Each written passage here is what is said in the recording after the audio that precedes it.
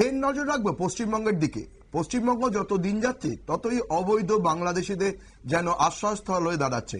এবার মুর্শিদাবাদের রানীনগর থেকে ধরা পড়ল 6 জন বাংলাদেশি নাগরিক। তারা অবৈধভাবে ভারতে প্রবেশ করে বেশ কিছুদিন ধরে রানীনগরে বসবাস করছিল বলে অভিযোগ। শুক্রবার রাতে তাদের আটক করেছে পুলিশ।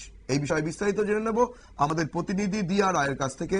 দিয়া, এই বিষয়ে কি জানা যাচ্ছে? কতদিন ধরে তারা মুর্শিদাবাদের রানীনগরে ছিল, পুলিশ কি বলছে? হ্যাঁ সৌম্য, দেখো ইদানিং কিন্তু ভারত বাংলাদেশ সীমান্তে বাংলাদেশিদের অনুপ্রবেশ কিন্তু ক্রমশই বাড়ছে।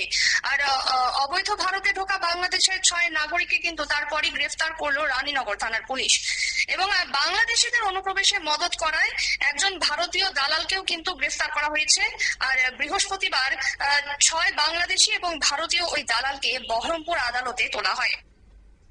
যেমনটা জানা যাচ্ছে যে রানীনগর থানার পুলিশ কাতলামারি গ্রাম পঞ্চায়েত এলাকার বটতলা এলাকা থেকে 6 জন বাংলাদেশি নাগরিক সহ একজন ভারতীয় দালালকে গ্রেফতার করে।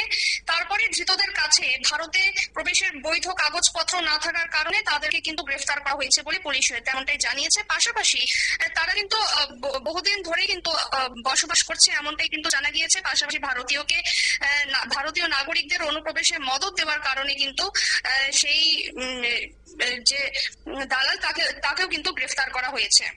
ধন্যবাদ দিয়া।